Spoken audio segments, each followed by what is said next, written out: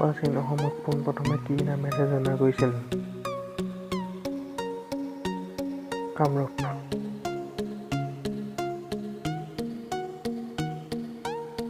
বৰ্তমান শোণিতপুৰ আৰু নগাঁও জিলা সংযোগী ব্ৰহ্মপুত্ৰ উপদলংখনৰ নাম কি? কলীয়া ভোমোৰা দলং।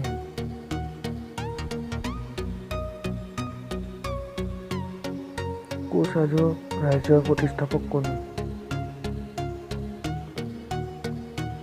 ৰঘুদেৱ।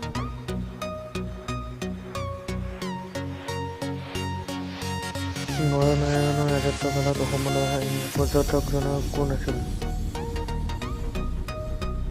ৰাল্ফ ফিট্জ।